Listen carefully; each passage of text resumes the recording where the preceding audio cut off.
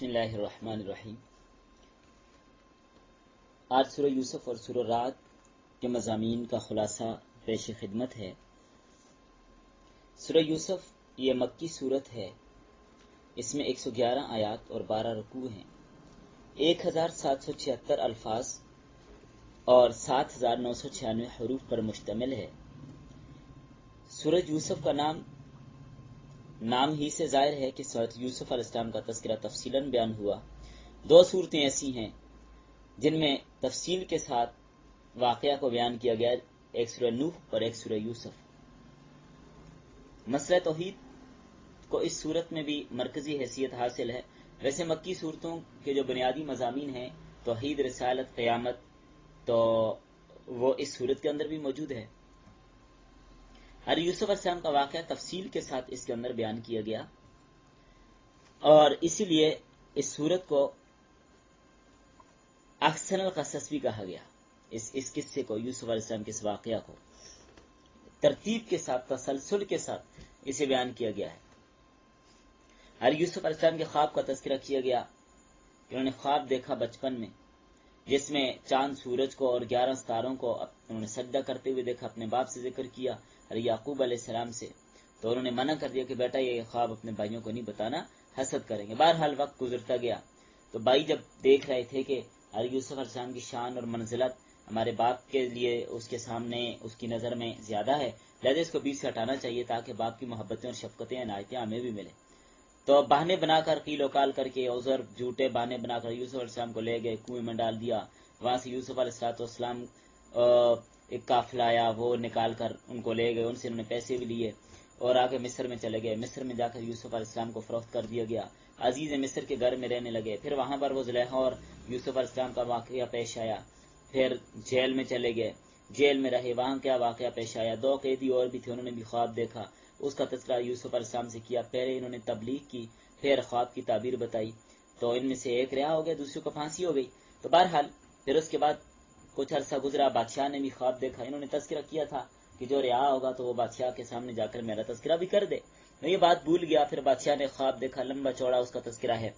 तो ये जो रिहा के चला गया था, इसने कहा मैं बंदा बताता हूँ जो आपको ताबीर बताएगा। तो यूसुफ अलैहिस्सलाम के पास पहुंचा तो यूसुफ अलैहिस्सलाम से सारी बात का तज़किरा किया। मुख्तसर ये कि यूसुफ अलैहिस्सलाम ने बादशाह को ख्वाब की ताबीर बता दी कि कहत साली आएगी, 7 साल ये हालात रहेंगे, 7 साल फिर खुशहाली के होंगे।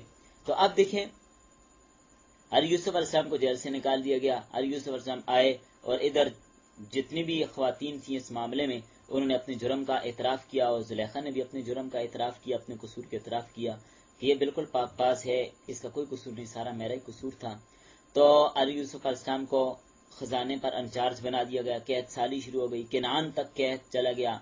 अब भाई वहां से गल्ला लेने के लिए आए। पहली बार आए, इन्होंने वो पूंजी सारी वापस कर दी। फिर दूसरी बार आए तो इन्होंने कहा था कि अपने दूसरे भाई को भी साथ लेके आना, बिन्यामीन को भी साथ लेकर आए। फिर एक हीले के जरिए से यूसुफ अलैहिस्सलाम ने बिन्यामीन को अपने पास रख लिया। फिर वापस चले गए। दूसरा बड़ा भाई बिदरी रह गया कि बाप को हम जाकर क्या जवाब देंगे, क्योंकि पहले भी उन्होंने बहाना बनाया था कि यूसुफ को भेड़िया खा गया।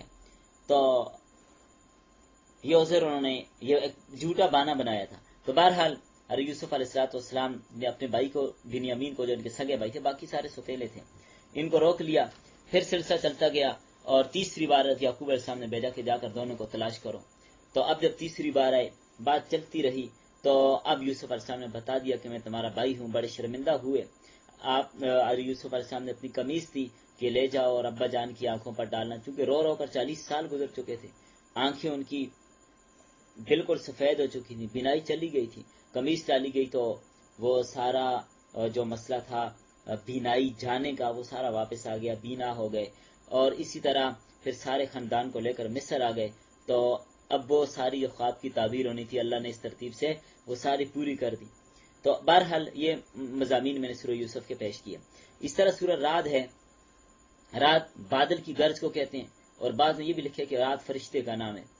और बाद ने कहा कि बादल की गर्ज जो अरसामे फलकिया की रगड़ के साथ जो आवाज पैदा होती है उसको रात कहते हैं। इस सूरत में 6 रुकू हैं और 43 आयात हैं, 855 कलमात हैं और 3056 हरूफ पर मुश्तमिल ये सूरत है। مکی صورت ہے اور اس میں بھی جیسے مکی صورتوں کا اسلوب اور طرز ہے، توحید، رسالت، قیامت اور حقانیت قرآن کو بیان کیا گیا، قدرت الہیہ کو بیان کیا، اس کے دلائل بیان کیے گئے، آسمان اور زمین کی پیدائش کا تذکرہ کیا گیا، آسمان کو بغیر ستونوں کے بنایا گیا، اور اسی طرح زمین پر پہاڑوں کی تخلیق، دن رات کی تخلیق، ان کا آنا جانا، باغات بنانا، یہ سب دلائل قدرت ہیں۔ پھر رات کا ذکر کیا، حق و باطل کا فرق واضح کرنے کے لیے مثالیں بیان کی، اور اہل عقل کے لیے نصیحتیں بیان کی کہ اہل عقل ان چیزوں سے نصیحتیں حاصل کرتے ہیں، اور اہل عقل جو لوگ نصیحت حاصل کرتے ہیں، وعدہ پورا کرتے ہیں، قرابت داروں سے رشتہ جوڑ کے رکھتے ہیں، قطع تعلقی نہیں کرتے، صبر کرتے ہیں، نماز پڑھتے ہیں، اللہ کے راستے میں مال خرچ کرتے ہیں، اور پھر آگے مشرکین کی عادات قبیحہ کو بیان کیا، وہ شکنی کرتے ہیں، قطع رحمی کرتے ہیں، فساد فی الارض کرتے ہیں۔ سکون قلب کس سے ہوتا ہے اس کا تذکرہ کیا کہ اللہ کے ذکر سے، اللہ کی یاد سے قلب کو سکون ملتا ہے۔ تو یاد رکھیے لوگ سکون کہیں اور تلاش کرتے ہیں، حالانکہ سکون اللہ نے اپنی یاد میں رکھا ہے، اپنے ذکر میں رکھا ہے۔ سکون اللہ کی یاد اور اللہ کے ذکر سے ہے۔ ذکر کی تو ویسے بھی کثرت کرنے کے بارے میں کہا گیا، اس کی کثرت کرنی چاہیے۔ ذکر کثرت کے ساتھ کرنے کا حکم ہے، یا ایھا الذین آمنوا اذکروا اللہ ذکرا کثیرا، ہر ایمان والے کے لیے ذکر ہے۔ یہ مطلب نہیں کہ صرف خانقاہی نظام والے یا جو تو اہل تصوف ہیں وہ ذکر کریں، نہ، ذکر ہر مومن کے لیے، یا ایھا الذین آمنوا اذکروا اللہ ذکرا کثیرا۔ پھر مشرکین مکہ کے ناجائز مطالبات اور ان کے اپنی من مانی کے معجزات کے جیسے ہم چاہیں اس طرح کے معجزات آئیں، من مانے معجزوں کا طلب کرنا، اس کا ذکر کیا اور اس کی تردید کی گئی، اور اسی پر اس صورت کو مکمل کر دیا گیا۔